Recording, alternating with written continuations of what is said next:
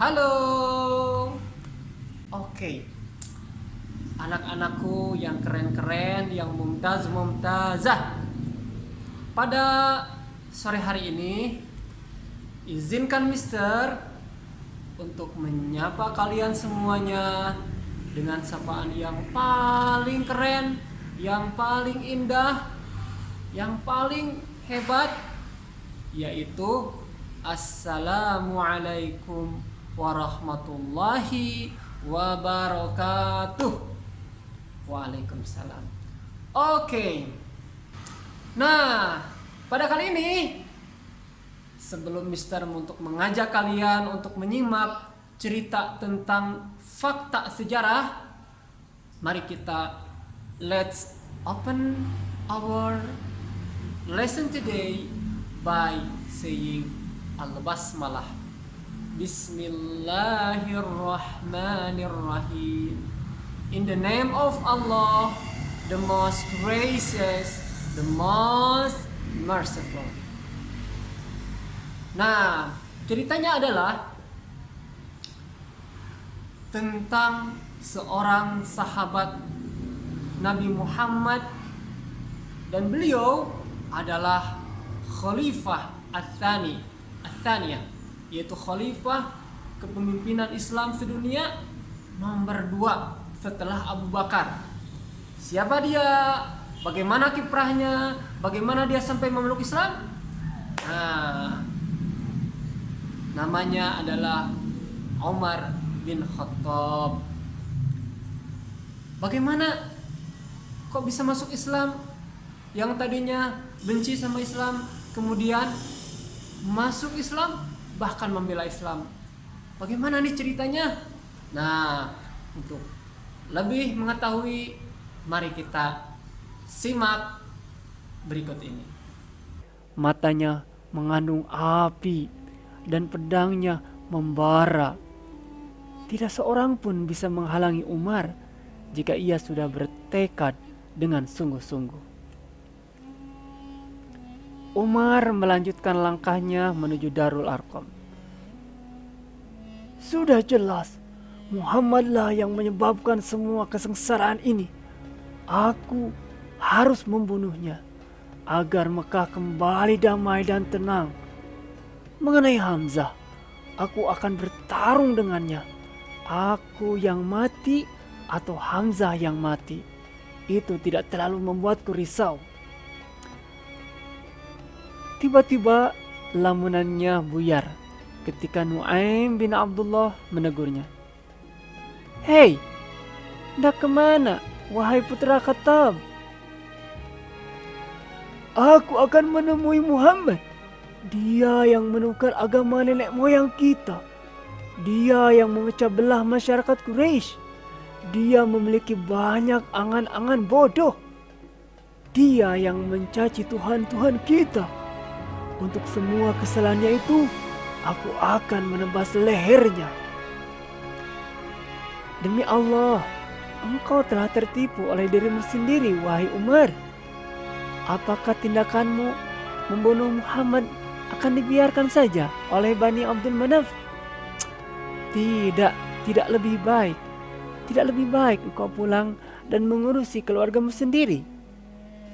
Umar berhenti melangkah dan bertanya tajam. Keluarga aku? Yang mana? Yang mana? Saudara sepupumu sendiri, Sa'id bin Zaid bin Ammar, dan istrinya yang tak lain adalah adik perempuanmu, Fatimah binti Khattab. Mereka telah mengikuti ajaran Muhammad. Urusi saja mereka.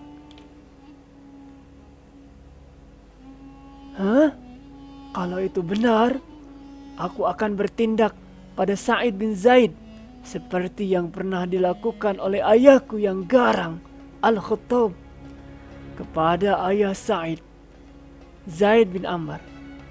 Berani-beraninya dia memeluk Islam, sedangkan dia tahu aku membenci agama itu.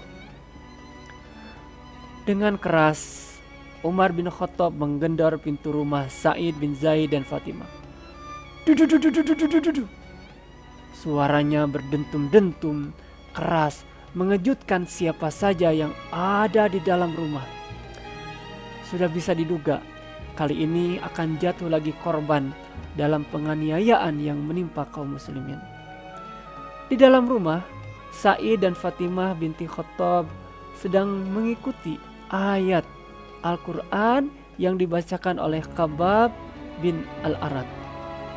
Begitu pintu berguncang diketuk Umar, dudududududududud, Sa'id dan Fatimah segera menyembunyikan Khabbab. Fatimah segera menyembunyikan lembaran-lembaran yang tadi mereka baca di bawah pahanya.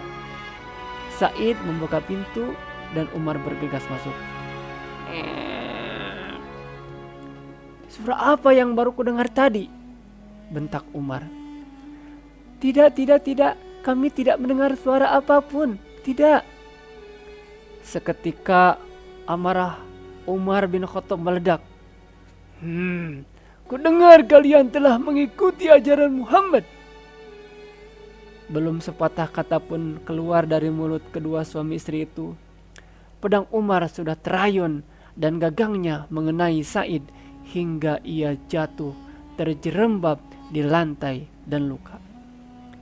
Melihat suaminya berdarah, Fatimah bangkit berusaha melerai, tetapi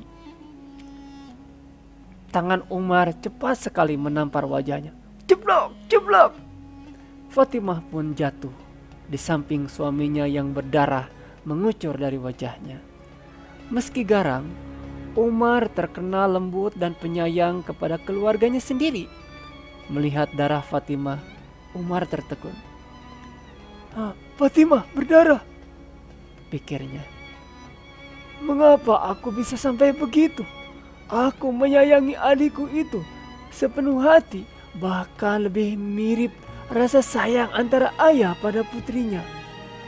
Fatimah yang lembut dan biasanya selalu patuh kepada Umar, kali ini mengangkat wajah menentang langsung paras kakaknya itu. Baiklah, seru Fatimah. Lakukanlah apa saja yang engkau kehendak. Fatimah sudah siap menghadapi berbagai kemungkinan yang akan terjadi. Ia siap disiksa oleh kakaknya sendiri yang dari kecil begitu menyayanginya. Ia bahkan siap untuk mati. Kedua tangannya terentang seolah siap menerima tikaman pedang Umar ke dadanya. Suatu malam, Umar bin Khattab diam-diam mendengar Rasulullah membaca Al-Quran pada malam hari. Umar terpesona, namun ia berkata dalam hatinya, ini pasti ucapan seorang penyair, bisik hati Umar. Saat itu Rasulullah membaca Quran surat Al-Haqqah ayat 41. Wa ma huwa biqauli syairin qalilam ma tu'minun. Dan Al-Quran itu bukanlah perkataan seorang penyair, sedikit sekali kamu beriman kepadanya. Kembali Umar bin Khattab diam-diam datang ke rumah Rasulullah pada tengah malam dan mendengar Rasulullah membaca Al-Quran. Umar berkata dalam hatinya, kalau ini bukan ucapan tukang tenung, ini pasti ucapan Muhammad, bukan firman Tuhan. Namun sesegera itu juga Rasulullah membaca surat Al-Haqqah ayat 43. Tanzilum mir rabbil alamin. Ya, Al-Quran adalah wahyu yang diturunkan dari Tuhan seluruh alam. Umar pun tersentuh dan tertarik masuk Islam. Lalu ia bergegas menuju Bukit Sofa, tempat Rasulullah SAW dan para sahabatnya berkumpul saat itu. Di depan Nabi Muhammad dan para sahabat, Umar menyatakan diri masuk Islam. Gema takbir Allahu Akbar berkumandang di ruangan tempat Nabi Muhammad SAW dan para sahabat berkumpul saat mendengar Umar telah masuk Islam. Sejak itu Umar menjadi salah satu sahabat terdekat Rasulullah. Umar juga menjadi khalifah kedua setelah Abu Bakar Siddiq. Itulah kisah sahabat Nabi tentang Umar bin Khattab yang awalnya benci berbalik jadi pemeluk Islam.